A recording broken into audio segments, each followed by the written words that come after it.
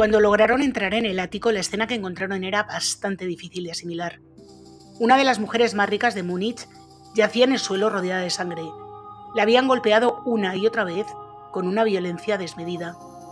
Sin embargo, las joyas seguían en su sitio, la caja fuerte permanecía intacta y no había señales de robo. ¿Quién querría matar de una forma tan brutal a una millonaria si el dinero no parecía ser el objetivo?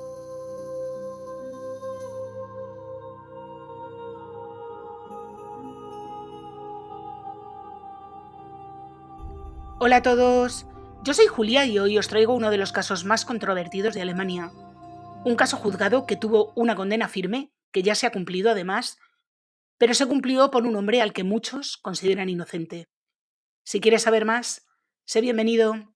Aprovecho para agradeceros que veáis mis vídeos y ya sabéis que si os gustan, os podéis suscribir, dejarme un like, activar la campanita, comentar, compartir y todas estas cosas, que a vosotros no os cuesta nada y a mí me ayuda un montón. Y bueno, no me enrollo más y vamos con la historia. Nuestro caso comienza el 15 de mayo de 2006, cuando Charlotte Boringer fue asesinada. Charlotte era una mujer de mediana edad, viuda y sin hijos, cuyo marido, Oscar, había fallecido unos años antes y de él había heredado una gran fortuna. Una fortuna acumulada gracias a operaciones inmobiliarias.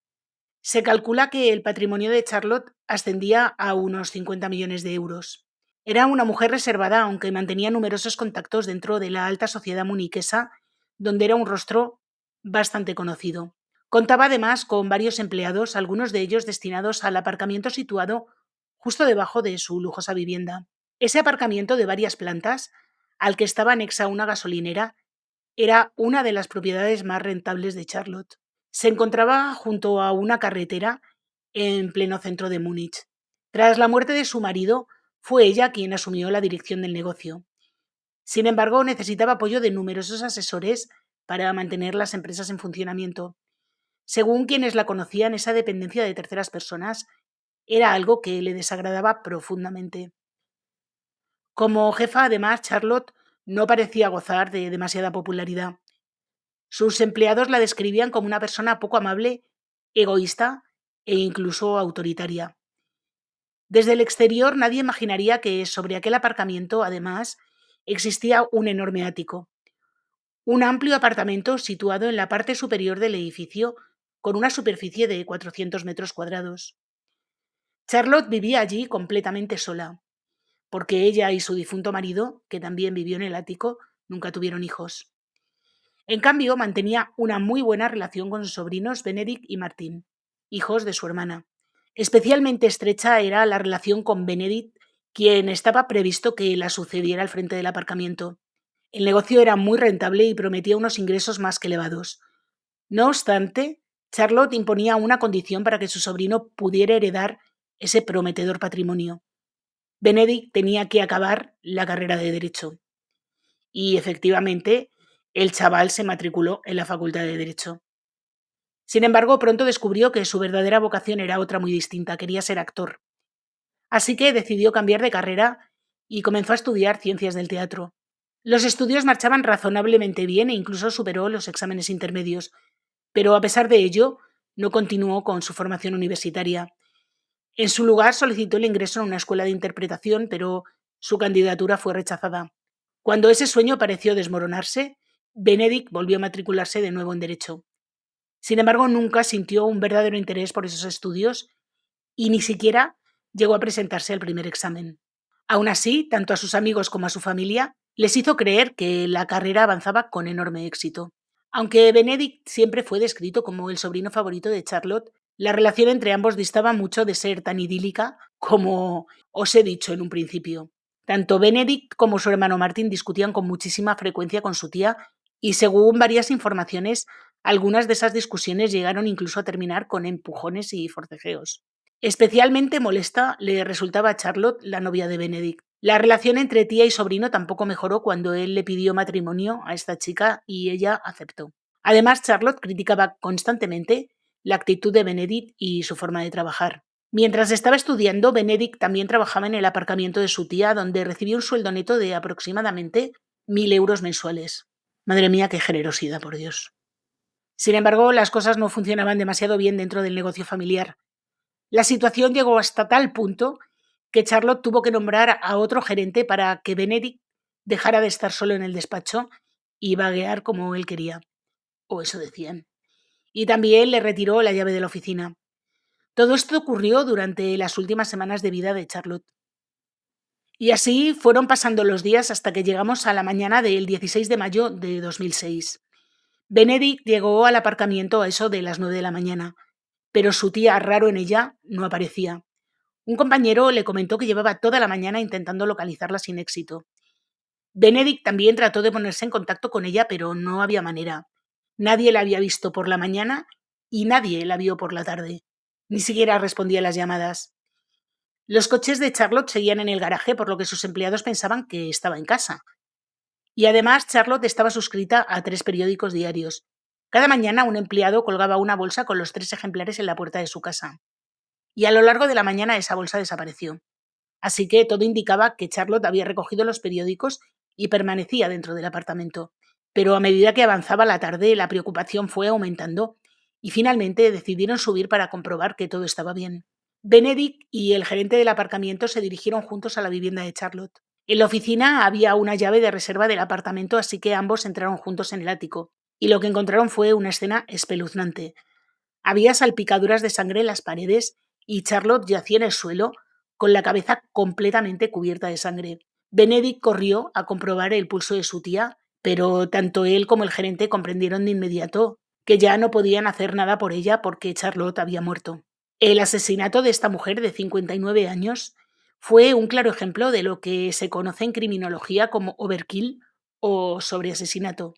Es decir, el agresor empleó mucha más violencia de la necesaria para acabar con su vida. Este tipo de violencia extrema puede ser un indicio de ira o de agresividad especialmente intensa por parte del autor, porque Charlotte recibió nada más y nada menos que 24 golpes en la cabeza. Y estos golpes los recibió con un objeto de bordes afilados. Ese objeto, sin embargo, nunca llegó a aparecer. El ático de Charlotte había sido revuelto y varios objetos estaban esparcidos por la vivienda, pero pese a todo, no faltaba ningún objeto de valor. Por tanto, todo indicaba que no se trataba de un robo. Ropa cara, joyas y otros objetos de valor permanecían en su sitio. Incluso la llave de la caja fuerte seguía introducida en la cerradura y su contenido no había sido tocado. Por ello, la policía llegó a la conclusión de que el asesino actuó movido por un motivo personal. Además, muy pocas personas sabían siquiera que Charlotte vivía en el edificio. El apartamento situado en la planta superior del aparcamiento se encontraba tras una puerta de acero. Para cualquier persona ajena al inmueble, esa puerta podía confundirse perfectamente con la de una dependencia administrativa del aparcamiento. Todo apuntaba, por tanto, a que entre víctima y asesino existía algún tipo de relación personal. Y también reforzaba esa hipótesis el hecho de que no hubiera señales de que se hubiera forzado la puerta para entrar. Eso significaba que Charlotte había dejado entrar voluntariamente a su asesino o que éste la había sorprendido y reducido antes de que ella pudiera entrar en la vivienda. El cuerpo de Charlotte fue encontrado en su vivienda un martes. Todos los lunes, Charlotte, a eso de las 7 de la tarde, solía acudir a una reunión con un grupo de amigos. Alguien que la conociera sabía perfectamente a qué hora abandonaba el ático y podía haber aprovechado ese momento para sorprenderla. Y la policía consideró que eso era exactamente lo que había ocurrido. La autopsia situó la hora de la muerte aproximadamente a las 7 de la tarde del lunes. Hasta las 18:45 quedó acreditado que Charlotte había estado hablando por teléfono. Es posible que, tras realizar la llamada, se preparara para salir hacia su reunión habitual. En ese momento, el asesino podría haber estado esperándola delante de la puerta del apartamento para sorprenderla. Y, en poquísimo tiempo, solo unos días después, la policía ya tenía un sospechoso, el sobrino de Charlotte, Benedict Todd, y parecía además tener un motivo muy convincente. Los especialistas comenzaron a analizar minuciosamente el apartamento de Charlotte y encontraron, entre otros indicios, restos de ADN de Benedict. A primera vista, aquello no resultaba especialmente sorprendente porque, a pesar de los conflictos entre ambos, mantenían una relación muy estrecha y Benedict visitaba con frecuencia el apartamento de su tía. Según su propia declaración, la última vez que había estado allí fue el 14 de mayo, con motivo del Día de la Madre, apenas un día antes del asesinato. Aseguró que ese día Charlotte le había regalado 1.000 euros en efectivo para que se comprara una bicicleta, ya que, según ella, había ganado peso. Esta señora tenía que ser bastante insoportable. Perdón porque es una persona que ha fallecido, pero vamos, es que no he encontrado nadie que diga nada bueno de esta señora, ¿eh? Sin embargo, lo que sí era sospechoso es que el ADN de Benedict apareció precisamente en el testamento de Charlotte. También se encontraron rastros suyos en una funda transparente de plástico que estaba en el suelo, en una tarjeta de crédito y en un monedero perteneciente a Charlotte. Además, los investigadores tuvieron conocimiento de los continuos conflictos entre Benedict y su tía. Y también supieron que la última discusión entre ambos había sido tan grave que Charlotte llegó incluso a prohibirle la entrada en sus propiedades. Y además salió a la luz otro dato, y es que en la cuenta de Benedict se habían ingresado repetidamente cantidades importantes de dinero sin que hubiera una explicación clara sobre su origen. Además de su trabajo en el aparcamiento, Benedict no tenía otros ingresos. Él sostuvo que ese dinero procedía de apuestas y de regalos en metálico, pero había un detalle llamativo, y es que siempre faltaba dinero de las máquinas de cobro cuando Benedict estaba trabajando. Las máquinas de cobro del parking. ¿Podían ser aquellos ingresos elevados de la cuenta el dinero sustraído de las máquinas del aparcamiento?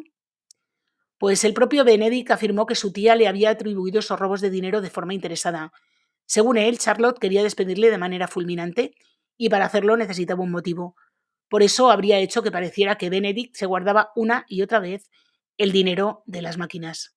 Lo cierto es que Benedict no vivía precisamente en una situación económica cómoda. Solo sus gastos fijos ascendían a unos 700 euros mensuales, y recordad que su tía le está pagando un generosísimo sueldo de 1.000 euros.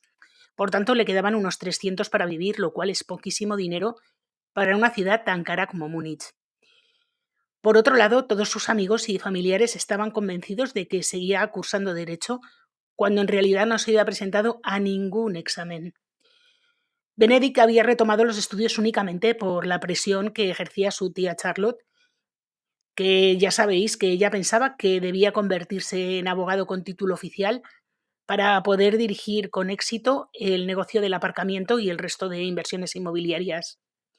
Pero está claro que después de no presentarse a ningún examen ni de acudir a clase, aquello no tenía visos de salir bien. De hecho, Benedict fue expulsado de la universidad cuando llevaba más o menos medio año. Durante un montón de tiempo había estado mintiendo de forma demostrable a todo su entorno, incluida su tía Charlotte, que no quería dejarle el aparcamiento si no terminaba la carrera de Derecho. Y la policía se preguntaba, bueno, la policía estaba completamente convencida de que esta presión económica, las mentiras acumuladas y la situación límite en la que se encontraba Benedict habían sido demasiado para él, y que esa desesperación había llevado a matar a golpes a su propia tía. En un primer momento, de todas formas, parecía que Benedict tenía coartada. Su prometida declaró a la policía que el 15 de mayo había estado con él en su piso hacia las 7 de la tarde. Después ella se había marchado a un centro comercial y Benedict se quedó en casa. Según esa versión, estaba resfriado, no se encontraba demasiado bien, así que se preparó un baño para aliviar los síntomas y descansó durante toda la noche. Sin embargo, cuando la policía comprobó esos datos, encontró rapidísimamente una contradicción. La prometida de Benedict no había llegado al centro comercial a las 7 de la tarde, sino a las 5. La coartada, por tanto, quedaba invalidada porque en la franja de tiempo en la que habían acabado con la vida de su tía, esta chica no estaba con Benedict. Nadie podía declarar, por tanto, qué es lo que había hecho Benedict el 15 de mayo después de las 5 de la tarde, el periodo de tiempo en el que se cometió el crimen. Benedict afirmó que Charlotte, su tía, lo había nombrado el día anterior al crimen cogerente del negocio, pese a que en su última discusión ella le había prohibido siquiera entrar en el aparcamiento. Según Benedict, el día de su encuentro que tuvieron el día de la madre, Charlotte había cambiado de opinión. Entonces, si Benedict resulta que había sido nombrado de nuevo cogerente del aparcamiento, ese día debería haber ido a trabajar, ese lunes, el día en que Charlotte fue asesinada, pero no lo hizo. No volvió al aparcamiento hasta el martes. Según su propia declaración, así lo había acordado con su tía. Ese martes por la mañana, Charlotte evidentemente no estaba en el trabajo porque ya estaba muerta, pero en ese momento nadie lo sabía. Antes de que Benedict y su compañero encontraran el cuerpo de su tía, decidió abandonar de nuevo el aparcamiento. Esta vez, según su propia versión, se marchó a Augsburgo a visitar a su mejor amigo mientras éste estaba trabajando. Después habría regresado y junto con su compañero y alertado por este de que Charlotte no había bajado al aparcamiento, pues decidieron subir al ático y fue entonces cuando encontraron su cuerpo. Pero aquel amigo al que supuestamente Benedict quería visitar ya no trabajaba en Augsburgo. Benedict empezó así a incurrir en una serie de contradicciones en unos cuantos puntos.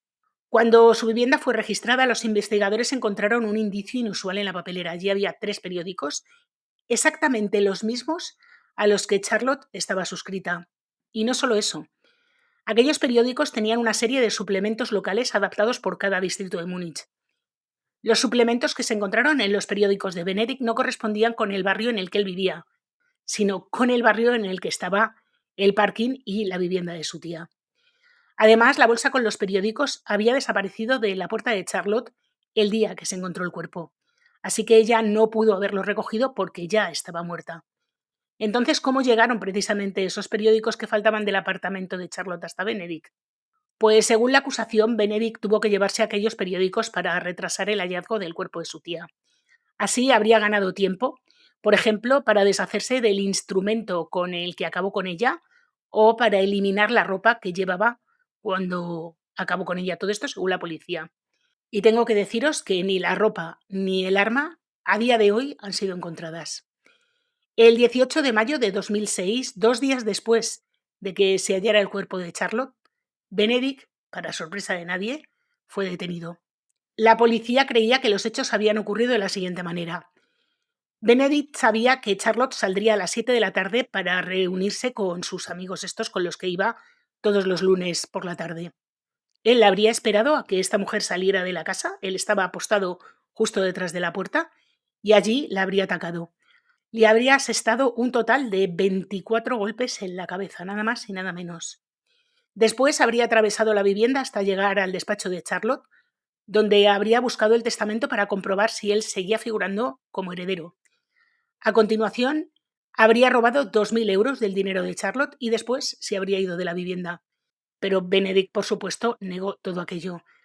Aseguró que no había acabado con su tía Charlotte y que no había hecho nada de lo que la policía decía. Pero el tribunal no le creyó. El juicio contra Benedict se prolongó durante 93 sesiones y 15 meses. Durante todas esas horas ante el tribunal, Benedict siguió proclamando una y otra vez su inocencia. En un momento dado, incluso la vista tuvo que ser interrumpida porque Benedict inició una huelga de hambre. Y aunque muchísimos indicios apuntaban a Benedict, también había algunas lagunas que no lograron explicarse por completo, por lo que el caso a día de hoy aún deja algunas preguntas abiertas. Por ejemplo, nunca se encontró el arma utilizada. El autor tuvo que golpearla con un objeto de punta afilada, la policía cree que es un martillo. Sin embargo, no apareció ese instrumento ni en casa de Charlotte, ni en casa de Benedict, ni en el parking, ni en ningún sitio. Y aquí viene una de las cosas raras del caso. Los investigadores pudieron reconstruir un patrón de golpes. Y aunque algunos de estos golpes fueron asestados con ambas manos, la mayoría tuvieron que ser propinados con la derecha. Sin embargo, Benedict era zurdo. Los abogados de Benedict argumentaron que no habría podido cometer el crimen con su mano derecha porque era mucho más débil y no habría tenido ni fuerza ni resistencia para asestar tantos golpes con la mano derecha. Sin embargo, los peritos forenses elaboraron un informe neurológico que determinaba que Benedict no era un zurdo clásico, sino un zurdo con una ligera tendencia a ser ambidiestro, y esto hacía que sus capacidades motoras le hubieran permitido sostener el arma también con la mano derecha, y de ahí que se hubieran asestado golpes con ambas manos. Así que para este punto el tribunal había encontrado una explicación que no satisfacía a todo el mundo, pero bueno, una explicación. Sin embargo, en la escena del crimen había otras inconsistencias. En la vivienda de Charlotte aparecieron huellas de zapatos que no le pertenecían ni a ella ni al sospechoso. Hasta hoy se desconoce a quién pertenecían esas huellas. Al parecer, Charlotte era una mujer muy meticulosa y siempre estaba muy preocupada por la limpieza. Unas huellas visibles de zapatos sobre su suelo de mármol no encajaban con su forma de ser. Y mientras el tribunal sostuvo que aquellas huellas podían pertenecer a unos obreros que habían estado en la vivienda unos días antes, los abogados de Benedict dijeron que aquellas huellas desconocidas pertenecían al verdadero asesino. Y además de las huellas de zapatos inexplicables, había otra pista. En el lavavajillas de Charlotte se encontró un vaso con ADN masculino desconocido. Y aunque no estaba claro a quién pertenecía ese ADN, la policía obtuvo una coincidencia durante sus comprobaciones. Con esto vais a flipar. Ese mismo ADN ya estaba registrado en las bases de datos policiales en relación con un crimen sucedido en el año 1981, el caso de Ursula Herrmann. No sé si conocéis este caso es tremendo. Es el caso de una niña de 10 años secuestrada en Baviera y encerrada en una caja de madera. Este es un caso muy, muy, muy, muy interesante, un caso que plantea un montón de dudas. Voy a ver si me animo a hacerlo en el canal. Bueno, pues en aquella investigación se logró recuperar una muestra de ADN masculino en uno de los tornillos de la caja. Y esta muestra coincidía exactamente con el ADN encontrado en un vaso que apareció en el lavavajillas del apartamento de Charlotte. Además, ese mismo perfil genético también habría sido localizado en el tirador de una cómoda de la vivienda de Charlotte. Y hasta hoy no existe ninguna explicación de cómo el ADN relacionado con el caso de Ursula Herrmann pudo acabar en el apartamento de Charlotte Bohringer. Entre el secuestro de Úrsula y la muerte de Charlotte habían transcurrido 25 años. Es cierto que en el caso de Úrsula hubo una persona condenada, sin embargo, su culpabilidad aún sigue siendo objeto de mucha controversia, como os he dicho antes. Entre otras razones porque el ADN que fue hallado en el tornillo de la caja no coincidía con el suyo. También se planteó que hubiera más de un autor, pero está claro que Benedict no podía ser uno de los autores porque era simplemente un niño cuando todo esto pasó. Finalmente, y ante el embrollo que se estaba liando con todo esto, el tribunal decidió no seguir investigando esa pista porque consideró que simplemente se trataba de una contaminación cuando se estaba estudiando el ADN de ambos casos y que no había ninguna relación entre la muerte de Úrsula y la de Charlotte. Y la última cuestión planteada por la defensa de Benedict es una cuestión técnica, pero que a mí me parece bastante interesante. La última persona que vio con vida a Charlotte fue una amiga suya. Cuando fue a verla a su apartamento, ambas compartieron una botella de vino. La amiga solo bebió una copa y ni siquiera se la acabó porque no le gustó ese vino. Cuando se marchó dice que quedaban 3/4 partes de la botella. Sin embargo, cuando la policía científica inspeccionó el apartamento de Charlotte, en la botella solo quedaban unos 30 mililitros.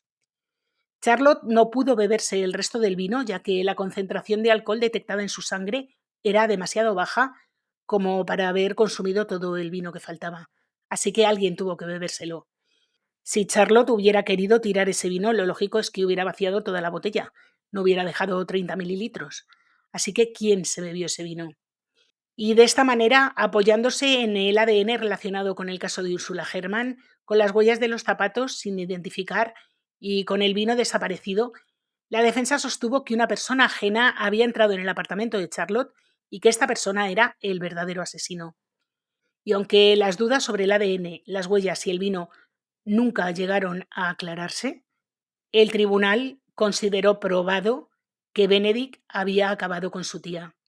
La sentencia para declararle culpable se apoyaba en 14 indicios que desde la perspectiva del tribunal demostraban su culpabilidad. En la resolución puede leerse palabras textuales lo siguiente: cada uno de los indicios obtenidos durante la práctica de la prueba, considerados de forma aislada, no bastan por sí solos para demostrar plenamente que el acusado mató a Charlotte Bohringer en su vivienda el 15 de mayo de 2006. Sin embargo, la valoración conjunta de todos los indicios sí permite alcanzar esa conclusión. Los 14 indicios que llevaron a la condena de Benedict pueden resumirse de la siguiente manera. 1. Benedict tenía un motivo para matar a Charlotte. 2. Los demás familiares, que también podrían haber tenido un motivo para acabar con ella, quedaban descartados como posibles autores. 3. Ninguna otra persona tenía un motivo para acabar con Charlotte. Además, la investigación descartó tanto un móvil sexual como un robo por homicidio por las pruebas encontradas en la escena del crimen. 4. Benedict tuvo la oportunidad de cometer el crimen, ya que carecía de una coartada para el periodo en el que se produjo el asesinato. 5. Cuando fue detenido llevaba encima 2.300 euros en efectivo. Al menos 2.000 euros coincidían con el dinero que, según la acusación, había sido sustraído del patrimonio de Charlotte durante el crimen. Y no existía ninguna explicación lógica sobre el origen de ese dinero. 6. Los periódicos que desaparecieron en la puerta del apartamento de Charlotte el día que se descubrió el cuerpo aparecieron en la misma edición dentro de la papelera de Benedict en su casa. Él aseguró que solía coger esos periódicos prestados en la tienda en la gasolinera, pero esa explicación, por lo que fuera, quedó descartada. 7. El ADN de Benedict apareció en objetos del apartamento directamente relacionados con el crimen: el monedero de Charlotte, una tarjeta de crédito y su testamento. 8. En la chaqueta de Charlotte se localizaron rastros de Benedict en la zona por la que el autor de los hechos tuvo que sujetarla. Según los peritos, por su tamaño y ubicación, esas huellas no pudieron producirse cuando Benedict encontró el cuerpo. 9. El supuesto viaje a Augsburgo que Benedict afirmó haber realizado el día en el que apareció el cuerpo carecía de sentido y presentaba un montón de contradicciones. 10. Benedict conocía perfectamente las costumbres de Charlotte y por tanto podía aprovechar el momento adecuado para cometer el crimen. 11. Había demostrado durante mucho tiempo que era capaz de mantener engañado a todo su entorno. 12. Aunque en el apartamento aparecieron huellas de zapatos desconocidas, el tribunal consideró que no eran necesariamente del asesino. 13. El ADN relacionado con el caso de Ursula Herrmann tampoco tenía por qué corresponder con el autor del crimen. Y 14. El hecho de que la agresión se realizara principalmente con la mano derecha no excluía que Benedict, pese a ser zurdo, pudiera haber golpeado con la mano derecha. Según el tribunal, Benedict asesinó a su tía para alcanzar una serie de objetivos económicos. La sentencia sostiene que Benedict estaba convencido de que, con independencia de lo que dijera el testamento, terminaría recibiendo la dirección del aparcamiento. En su percepción, todos los miembros de la familia lo consideraban la única persona capacitada para hacerse cargo del negocio, y dirigir aquel rentable aparcamiento habría puesto fin a sus problemas económicos. Esa fue al menos la conclusión que alcanzó el tribunal. Y Benedict Todd fue declarado culpable. La sentencia le impuso cadena perpetua con la apreciación de especial gravedad de la culpabilidad. Eso significaba que, una vez cumplidos los 15 años que constituyen el periodo mínimo de una cadena perpetua en Alemania, no podría solicitar libertad condicional como otros condenados. Llegado ese momento, sería necesario valorar cuánto tiempo más debía permanecer en prisión. Durante la lectura de la sentencia, su abogado salió de la sala hecho una furia, bastante indignado. En los años siguientes, tanto Benedict como su familia, que piensan que es completamente inocente, hicieron todo lo posible por conseguir que la condena fuera revisada. Y tanto sus familiares como sus amigos siempre han defendido que él era incapaz de acabar con la vida de su tía. Y mientras Benedict respondía ante los tribunales, su hermano Martin asumió la dirección del aparcamiento. Por su parte, Benedict continuó defendiendo su inocencia no solo durante los interrogatorios y el juicio, sino también a lo largo de todos los años que pasó en prisión. El propio abogado de Benedict, que siguió siendo su abogado y lo sigue siendo hasta el día de hoy, criticó un montón de aspectos de la investigación. Entre otros, dice que la policía no buscó a nadie más, no investigó adecuadamente el crimen, encontró un culpable, según ellos, y se limitó a buscar pruebas que le incriminaran. Pero la fiscalía siempre rechazó esas críticas, claro. Y tan indignados estaban tanto los abogados como Benedict que en el año 2012 y en el 2019 presentaron solicitudes para reabrir el procedimiento, pero ambas fueron rechazadas. También presentaron recursos ante el Tribunal Federal de Justicia y ante el Tribunal Europeo de Derechos Humanos y también fueron desestimadas. Sin embargo, en el año 2024 se presentó un nuevo recurso ante el tribunal que sí ha sido considerado.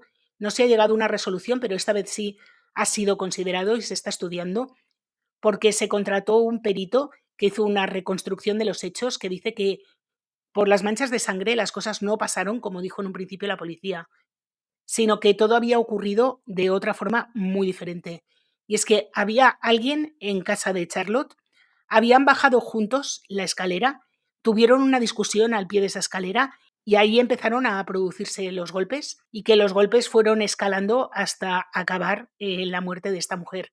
Según esta hipótesis, con ella encajarían tanto las huellas de los zapatos como el vino desaparecido y también los restos de ADN encontrados en la copa del lavaplatos.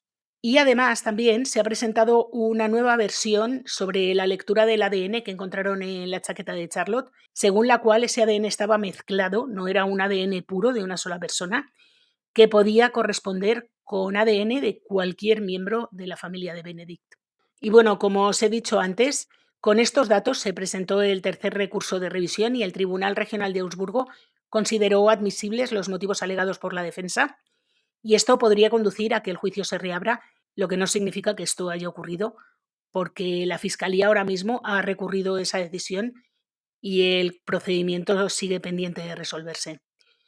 Desde el 24 de abril de 2023, Benedict Todd es libre tras pasar 17 años en prisión. La condena quedó suspendida y el resto pasó a cumplirse en libertad condicional. Pero poco después de recuperar esta libertad se abrió un nuevo procedimiento contra él por un supuesto delito de cohecho que presuntamente habría cometido durante su estancia en prisión.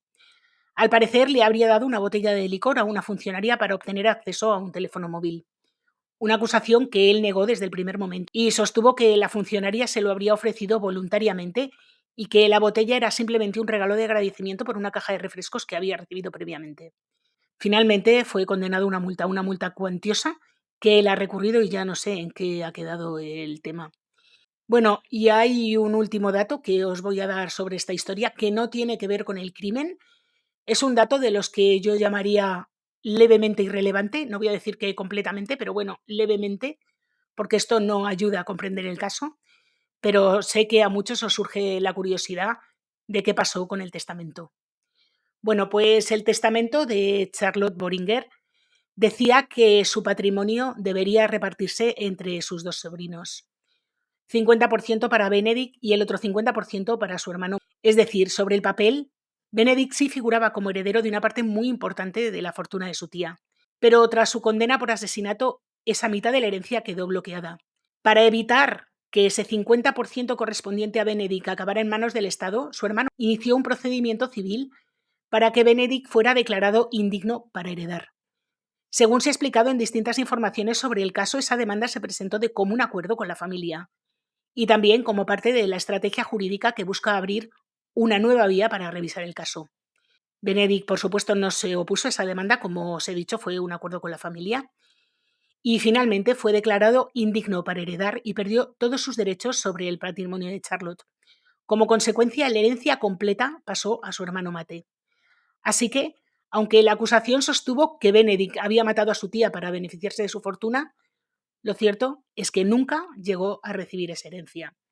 Ahora, también os digo, esa herencia ha quedado al 100% en manos de su hermano gracias a que él no presentó ningún recurso. Así que me imagino que legalmente no, pero estoy completamente convencida de que Benedict se está beneficiando de esos 50 millones de herencia que recibió la familia por la muerte de Charlotte. Y un último dato, esta vez sí que sí, un dato bastante irrelevante, el parking se vendió y el ático también. Así que esto ya no pertenece a la familia. Y bueno, con este dato, esta vez sí escasamente relevante, me despido del caso de hoy. Un caso que estoy convencida de que la gran mayoría de vosotros no conocíais, pero es un caso famosísimo en Alemania, un caso sobre el que se ha escrito y se habla muchísimo, un caso sobre el que Sky ha hecho un documental, está en alemán, no está ni en inglés ni en español. Yo no lo he visto, así que no puedo hablar de la calidad de este documental. Pero bueno, si alguno habla alemán o tiene posibilidades de verlo, yo creo que tiene que ser un documental muy, muy interesante. Y bueno, como os digo, hasta aquí el caso de hoy. Si os ha gustado, por favor, dejarme un like, activar la campanita, comentar, compartir, suscribiros si no lo estáis. Recordad que tengo otro canal, Letra Pequeña, donde subo vídeo todos los martes y en este subo vídeo todos los viernes. Así que hasta la semana que viene.